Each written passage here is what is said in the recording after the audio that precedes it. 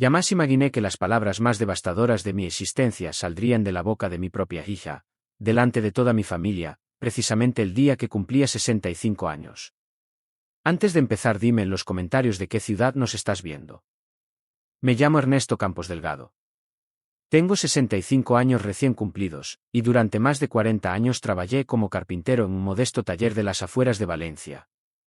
Siempre fui un hombre sencillo, de esos que creen más en las acciones que en las promesas vacías. Nunca me di mi riqueza en billetes, sino en los abrazos de los míos y en la paz de mi conciencia. El 12 de abril de 2024 debió haber sido una fecha feliz para mí. Pero terminó convirtiéndose en el momento exacto en que mi relación con mi única hija se rompió para siempre. Esa mañana abrí los ojos antes del amanecer, como suele pasarme. A esta edad, el cuerpo ya no permite quedarse en la cama hasta tarde. Además, tenía mucho que preparar. Había decidido celebrar mi cumpleaños en casa, nada lujoso, solo una reunión íntima con las personas que más quiero. Pasé por la confitería de Doña Amparo, la misma donde compraba pasteles desde que Lucía era una niña pequeña, y traje un bizcocho de limón recién horneado.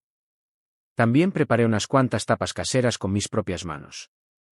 Invité a mi hermano Miguel, a mi ex esposa Marta, a mi hija Lucía con su marido Andrés, y a mi nieto Mateo, un chiquillo de 9 años que iluminaba cualquier habitación. La casa olía a tortilla recién hecha cuando empezaron a llegar los invitados. Miguel fue el primero, puntual como un reloj suizo, con una botella de vino de Rioja, esa sonrisa amplia que heredamos de nuestro padre. Marta llegó poco después, vestida con elegancia discreta, manteniendo esa cordialidad que habíamos construido durante los 12 años transcurridos desde nuestro divorcio. Éramos una familia fragmentada, pero no enemistada. Andrés apareció con Mateo, quien corrió hacia mí gritando: «Abuelo, felicidades», con esa energía desbordante que solo poseen los niños. Su abrazo me llenó el pecho de una calidez que no había sentido en mucho tiempo. Andrés me saludó con cortesía, aunque percibí cierta tensión en su mirada que no supe interpretar en ese instante. Lucía fue la última en cruzar la puerta. Desde que puso un pie en el recibidor, supe que algo andaba mal. Caminaba con pasos vacilantes, tenía los ojos vidriosos y una sonrisa demasiado exagerada, artificial. Era evidente que había estado bebiendo antes de venir. A los 34 años, mi hija había desarrollado una relación complicada con el alcohol, especialmente cuando se sentía nerviosa o presionada. «Hola, papá», me dijo con voz ligeramente pastosa, dándome un abrazo mecánico que olía a ginebra. «Feliz cumpleaños». Decidí no hacer ningún comentario sobre su estado. Era mi día especial y lo último que deseaba era provocar una discusión familiar. Durante los últimos años había aprendido a pisar con cuidado alrededor de Lucía, esquivando cualquier tema que pudiera desatar sus arranques de furia o sus palabras cortantes. La cena transcurrió con aparente normalidad. Hablamos de fútbol con Miguel, Marta me contó sobre su nuevo puesto en el centro cultural del barrio, y Mateo nos entretuvo con anécdotas de su escuela. Andrés permanecía callado, respondiendo únicamente cuando le preguntaban algo directamente. Lucía bebía copa tras copa de vino, participando poco en la conversación. Cuando llegó el momento de soplar las velas del bizcocho, todos entonaron el cumpleaños feliz. Mateo aplaudía con entusiasmo, y por un instante sentí que todo estaba en orden en mi pequeño universo. Cerré los ojos y pedí un deseo en silencio, que mi familia permaneciera unida y en armonía. Después del postre, Miguel propuso que cada uno dijera unas palabras para felicitarme. Era una costumbre que manteníamos desde hacía años en los cumpleaños familiar. Mi hermano habló primero, recordando nuestra infancia en el pueblo y agradeciéndome todo lo que había hecho por la familia a lo largo de los años. Marta continuó, mencionando los años buenos que compartimos y reconociendo que, a pesar de la separación, siempre había sido un padre dedicado para Lucía. Mateo, con ayuda de su padre, pronunció unas palabras tiernas que me humedecieron los ojos. Entonces llegó el turno de Lucía. Se puso de pie tambaleándose ligeramente. La sonrisa en su rostro tenía algo perturbador, algo que no logré descifrar en ese momento. Tomó su copa como si fuera un trofeo y se aclaró la garganta. Lo que sucedió después lo cambió todo para siempre. Bueno, comenzó arrastrando las sílabas mientras se balanceaba. Es el turno de la hija, ¿verdad? Se rió de una manera que me puso los nervios de punta. ¿Qué puedo decir de mi querido padre? El ambiente en el comedor se transformó de inmediato.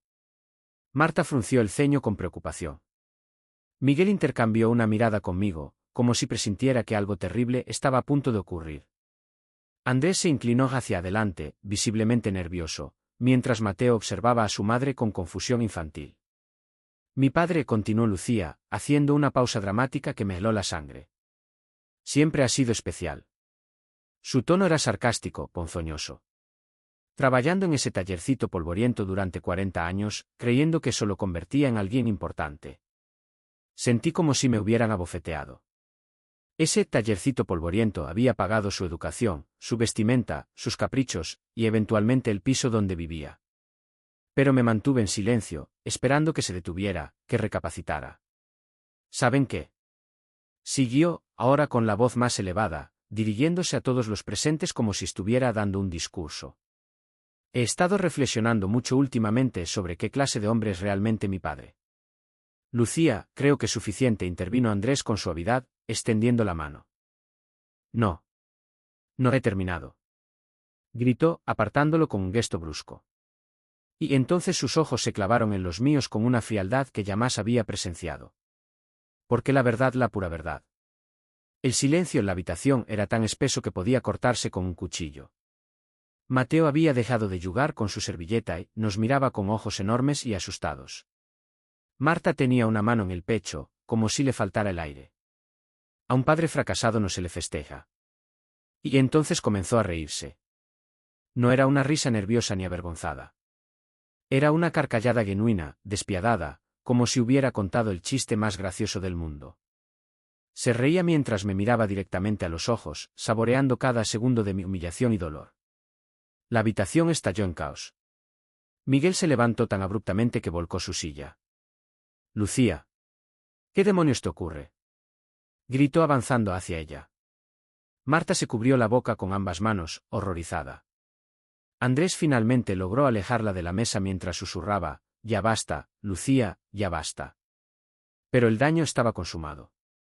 Esas palabras quedaron flotando en el aire como una maldición imposible de deshacer.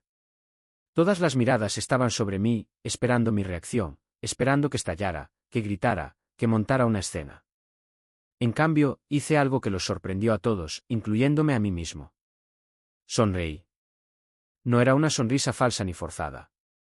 Era la sonrisa de un hombre que acababa de comprender algo esencial sobre su vida.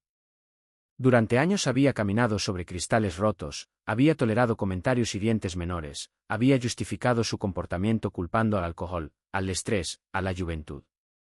Pero en ese preciso momento, con esas palabras resonando en mis oídos, algo cristalino y frío se instaló en mi pecho.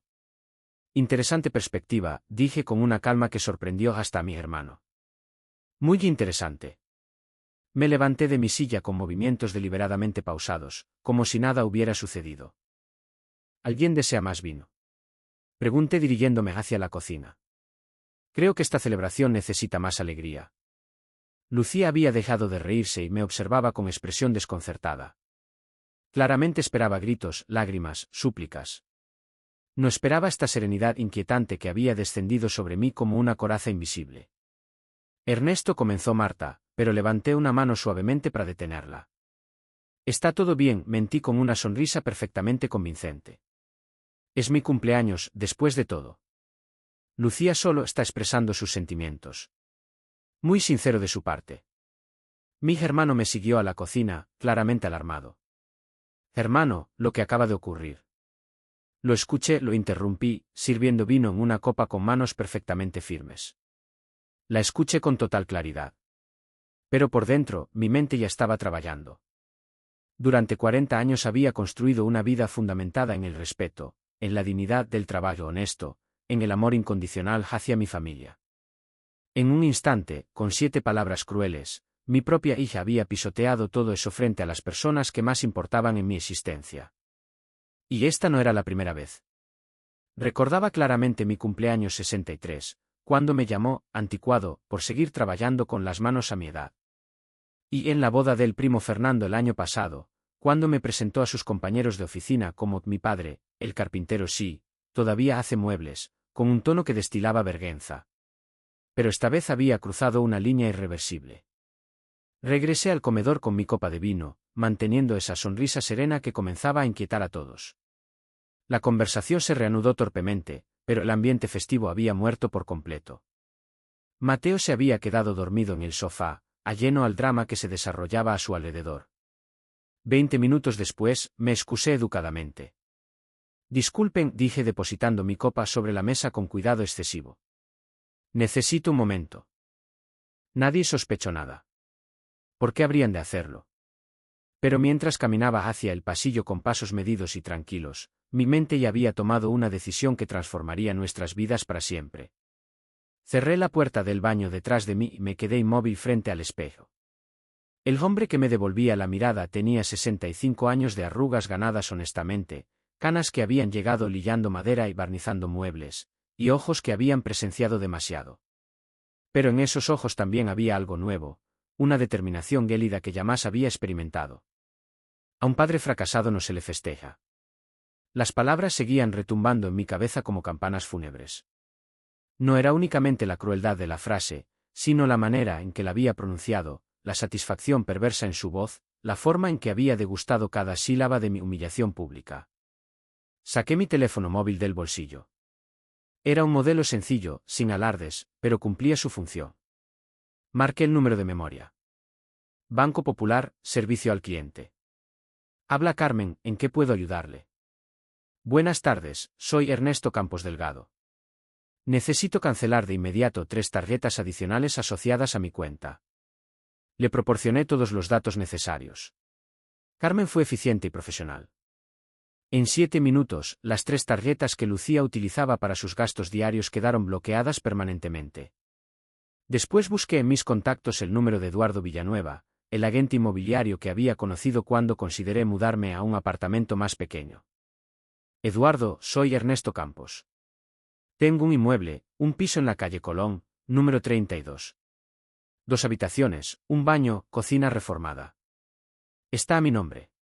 Quiero ponerlo a la venta mañana mismo. Eduardo hizo una pausa. Probablemente detectó algo extraño en mi tono, pero era demasiado profesional para indagar. Perfecto. Es una zona muy cotizada. A las 9 de la mañana te parece bien. Confirmado. Guardé el teléfono en mi bolsillo. Mis manos estaban completamente estables. Mi pulso era normal. Por primera vez en años me sentía totalmente dueño de mi propia vida. Me quedé unos minutos más procesando lo que acababa de poner en marcha. Las tarjetas bloqueadas representaban casi 8.000 euros mensuales que yo financiaba sin pestañear. El piso de la calle Colón era otra historia. Lo había adquirido en 2016 por 220.000 euros, pagando una entrada de 80.000 que representaba todos mis ahorros de aquella época, más una hipoteca que había terminado de saldar hacía apenas 2 años, trabajando fines de semana hasta la extenuación. Ahora probablemente valía 270.000 euros, quizás más. Lo que más me tranquilizaba era la claridad legal del asunto. El piso estaba íntegramente a mi nombre. Cuando se lo obsequié a Lucía como regalo de boda, hice una promesa verbal, pero jurídicamente seguía siendo de mi propiedad. Mi abogado, Roberto Sánchez, me había aconsejado mantenerlo así por cuestiones fiscales. Siempre puedes hacer el traspaso después, me había dicho. Pero tenerlo a tu nombre te da más control. Qué profético había resultado ese consejo. Escuché pasos en el corredor. Reconocí el andar pesado de mi hermano Miguel. Ernesto, ¿estás bien ahí dentro? Preguntó con voz preocupada a través de la puerta. Perfectamente, respondí ajustándome la camisa frente al espejo. Enseguida salgo. Abrí la puerta y me encontré con el rostro angustiado de Miguel. Mi hermano menor, a sus 59 años, conservaba esa expresión de cachorro inquieto que ponía desde niño cuando algo lo perturbaba. Hermano, lo que pasó ahí dentro comenzó. Lo detuve con una palmada amistosa en el hombro. Miguel, querido hermano, no te preocupes. ¿Sabes qué he descubierto esta noche? Me miró confundido. ¿Qué? Que la verdad puede ser liberadora. Lucía finalmente ha sido honesta conmigo sobre lo que genuinamente piensa de su padre. ¿No es extraordinario? Ya no tendré que preguntarme si realmente me valora o si solo finge por interés. Miguel frunció el ceño. Conocía a su hermano mayor lo suficiente como para intuir que esta calma no era natural. Ernesto estaba ebria. Seguramente ni recordará lo que dijo mañana. Oh, lo recordará, dije con una sonrisa que debió parecerle perturbadora, porque retrocedió un paso. Te garantizo que lo recordará con absoluta claridad. Regresamos al comedor, donde la situación se había tensado aún más en mi ausencia. Lucía permanecía sentada con los brazos cruzados, contemplando su copa vacía con expresión hosca. Andrés mantenía una mano en su hombro, claramente intentando tranquilizarla mientras le susurraba algo al oído. Marta se aproximó a mí en cuanto reaparecí. Ernesto, creo que deberíamos conversar sobre lo ocurrido. Lucía no está en condiciones de... Marta, la interrumpí con gentileza. Agradezco tu preocupación, pero todo está en orden, de verdad. Me dirigí hacia Lucía, que alzó la vista cuando me acerqué. Sus ojos permanecían vidriosos, pero había algo desafiante en su mirada, como si estuviera orgullosa de lo que había proclamado. Papá, digo con voz ligeramente arrastrada, no vas a decir nada sobre ya sabes. ¿Sobre qué, hija? Sobre lo que dije. Sobre lo que eres. Se detuvo, como si repentinamente comprendiera que quizás había ido demasiado lejos. Ah, eso, dije asintiendo comprensivamente.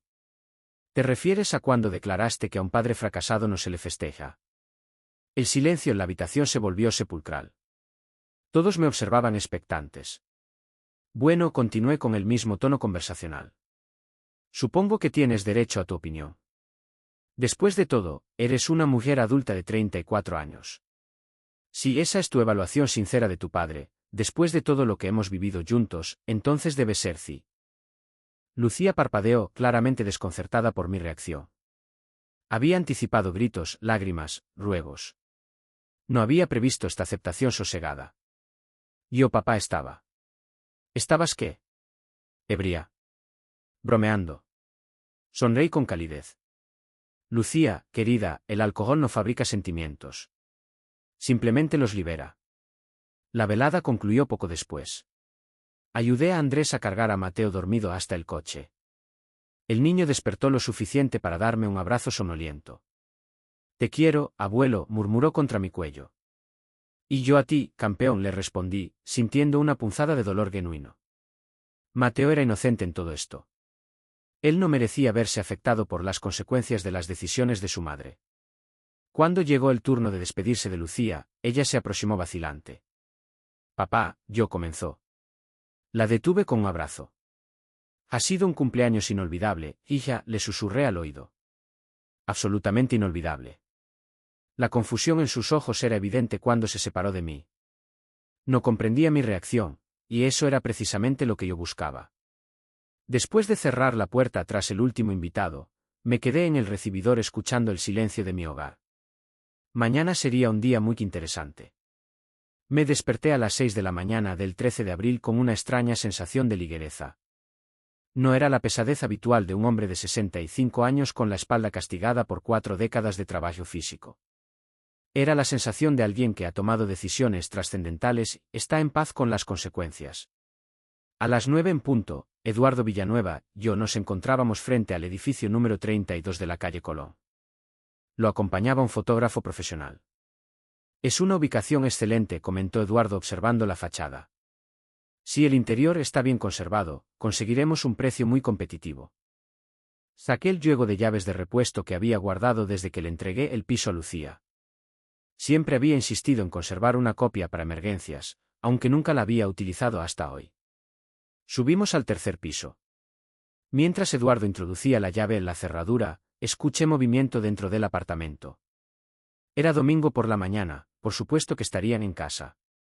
La puerta se abrió y nos encontramos cara a cara con Andrés, que salía del dormitorio en pijama, con expresión de total desconcierto. Ernesto. ¿Qué haces aquí? ¿Quiénes son estas personas? Buenos días, Andrés, respondí con cordialidad impecable. Te presento a Eduardo Villanueva, agente inmobiliario, y su fotógrafo. Vienen a hacer la tasación y las fotografías del piso.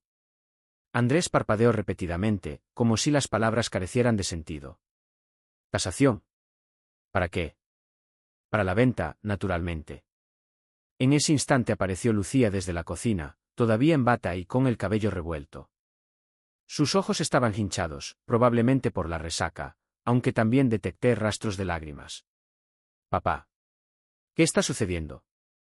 ¿Cómo le explicaba a Andrés? Estos caballeros están aquí para evaluar el piso antes de sacarlo al mercado. Lucía se quedó petrificada, procesando mis palabras. Luego, como si hubiera recibido una descarga eléctrica, estalló. ¿Vas a vender nuestro piso? Mi piso, la corregí con suavidad. Técnicamente siempre ha sido mi piso. Está a mi nombre. Yo aboné los impuestos. Yo financié la adquisición. Simplemente les permití residir aquí como una cortesía. Eduardo y el fotógrafo intercambiaron miradas incómodas, claramente sin haber previsto encontrarse en medio de un conflicto familiar. Eduardo, dije dirigiéndome al agente. ¿Podríamos proceder con la evaluación?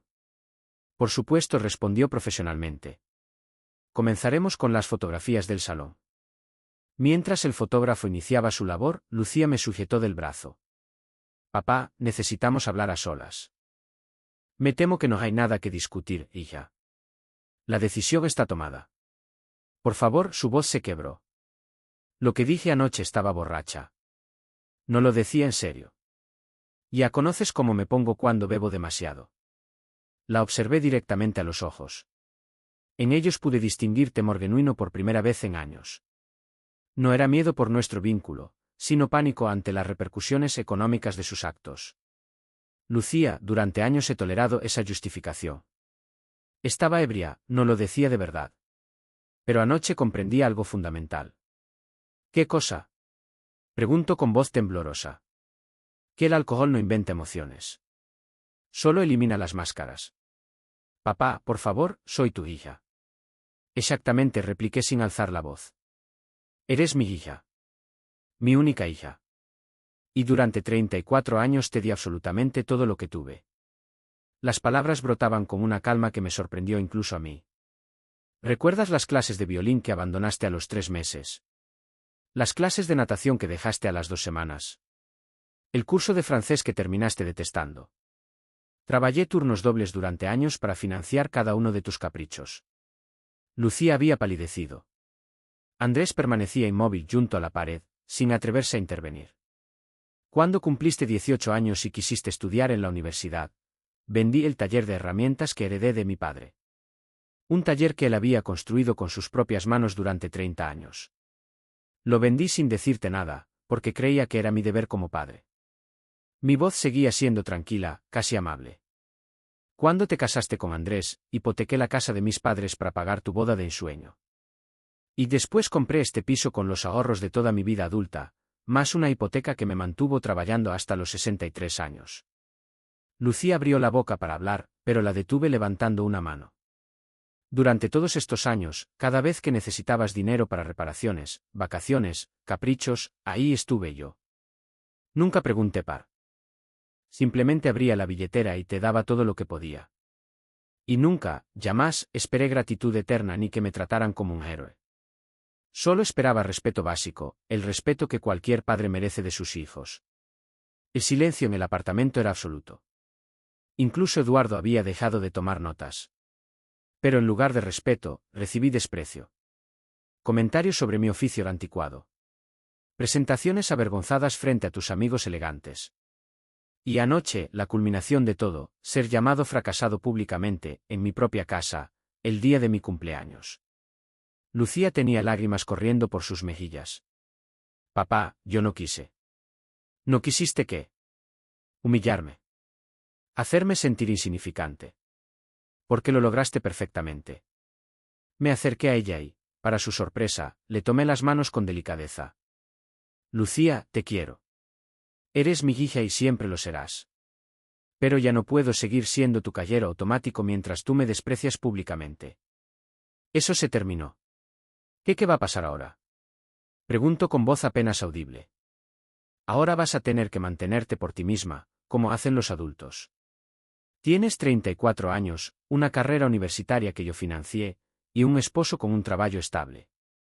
Es hora de que dejes de depender de mí. ¿Y el piso? El piso se vende. El dinero será mío, para asegurar mi vejez. Porque ahora entiendo que no puedo contar contigo cuando sea anciano y necesite ayuda. Si me consideras un fracasado ahora que todavía puedo valerme por mí mismo, ¿qué pensarás de mí cuando sea un viejo enfermo y dependiente? Lucía sollozaba abiertamente. Andrés finalmente se acercó. Señor Ernesto, entiendo su dolor, pero ¿no cree que esto es demasiado drástico? Podríamos buscar una solución. Andrés, lo interrumpí sin hostilidad, tú eres un buen hombre. Y Mateo es un niño maravilloso. Pero las consecuencias de las acciones tienen que enfrentarse. ¿El sentimiento? Pregunté, genuinamente sorprendido. Sí, asintió con la mirada baja. Suena absurdo, ¿verdad? Tú me diste todo, absolutamente todo, y yo te guardaba rencor. ¿Por qué? Porque se detuvo, buscando las palabras. Porque cada vez que me dabas algo, sentía que me recordabas lo incapaz que era de conseguirlo por mí misma. Cada regalo, cada ayuda económica, cada sacrificio tuyo era un recordatorio de mi propia mediocridad. Las lágrimas comenzaron a rodar por sus mejillas. No es excusa, lo sé. Nada justifica lo que te dije aquella noche. Pero quería que entendieras de dónde venía ese veneno que escupí. Lucía. Déjame terminar, por favor, suplicó. Necesito decir esto. Asentí. Cuando éramos jóvenes, mamá siempre hablaba de ti con admiración. Tu padre es el hombre más trabajador que conozco, decía. Tu padre construye cosas hermosas con sus manos. Y cuando ella murió, tú te convertiste en todo para mí. Padre, madre, proveedor, protector. Pero también en un estándar imposible de alcanzar. Se limpió las lágrimas con el dorso de la mano. Yo no heredé tu ética de trabajo, papá. No tengo tu talento para crear cosas bellas. Y cada vez que me mirabas con esos ojos llenos de esperanza, sentía que te estaba decepcionando. Así que empecé a despreciarte, porque era más fácil que despreciarme a mí misma. El silencio se extendió entre nosotros como un puente frágil. Lucía, dije finalmente, yo nunca quise que sintieras que tenías que ser como yo. Solo quería que fueras feliz. Lo sé, sollozó. Ahora lo sé. Pero durante años estuve tan perdida en mi propia miseria que no podía verlo. Se levantó del sofá y se arrodilló frente a mí, tomando mis manos entre las suyas. Papá, no vengo a pedirte dinero. No vengo a suplicar que me devuelvas el piso. Vengo a pedirte perdón. Perdón por cada palabra hiriente, por cada humillación pública, por cada gesto de desprecio. Perdón por ser tan ciega durante tanto tiempo. La miré a los ojos, buscando la sinceridad de sus palabras. Y la encontré. Por primera vez en años, veía a mi hija real, sin máscaras, sin armaduras, sin alcohol. También vengo a decirte que he dejado de beber, continuó. Completamente. Hace 60 días que no tomo una gota de alcohol. Y pienso seguir así. ¿Por qué? Pregunté. Porque quiero ser una madre de la que Mateo pueda sentirse orgulloso. Y porque quiero ser una hija que merezca tu amor. Las lágrimas ahora corrían también por mis mejillas. Lucía, el amor de un padre no se gana ni se pierde. Simplemente existe. Pero el respeto sí hay que construirlo, día a día. Lo sé, papá. Y estoy dispuesta a trabajar por ello. No espero que me perdones de inmediato. Solo te pido la oportunidad de demostrarte que puedo cambiar. La abracé. Por primera vez en mucho tiempo, era un abrazo genuino, sin tensión, sin resentimientos ocultos. Tendrás esa oportunidad, le susurré. Pero tiene que ser un proceso gradual. No podemos pretender que nada pasó. Lo entiendo, asintió contra mi pecho. Paso a paso. Han transcurrido 8 meses desde aquella conversación. Lucía ha cumplido su palabra. Sigue asistiendo a terapia, sigue sin beber, y poco a poco hemos ido reconstruyendo nuestra relación. No es perfecta, pero es honesta. Y eso vale más que cualquier fachada de armonía falsa. Mateo viene a visitarme todos los domingos. Jugamos al ajedrez, vemos películas antiguas, y a veces simplemente nos sentamos en silencio disfrutando de nuestra compañía mutua. El dinero de la venta del piso lo invertí en un fondo que asegurará mi vejez y, eventualmente, pasará a Mateo cuando yo ya no esté. No a Lucía, sino directamente a mi nieto. Es mi manera de proteger su futuro sin perpetuar la dependencia que tanto daño causó. A veces pienso en aquella noche de mi cumpleaños, en esas palabras que me destrozaron el corazón. A un padre fracasado no se le festeja. Pero ya no me duelen como antes. Porque entendí algo fundamental. Mi valor como padre nunca dependió de lo que Lucía pensara de mí. Dependía de lo que yo sabía que había dado, de los sacrificios que había hecho, del amor que había ofrecido sin condiciones. No soy un padre fracasado. Soy un padre imperfecto que hizo todo lo que pudo con lo que tenía. Y eso, finalmente, es suficiente. Si esta historia te gustó, no olvides darle like y suscribirte para más historias. A veces las palabras más dolorosas pueden convertirse en el catalizador de la transformación más profunda. A veces hay que tocar fondo para encontrar la fuerza de reconstruirse. Y a veces, solo a veces, las segundas oportunidades son posibles. Pero solo si estamos dispuestos a exigir el respeto que merecemos. Fin.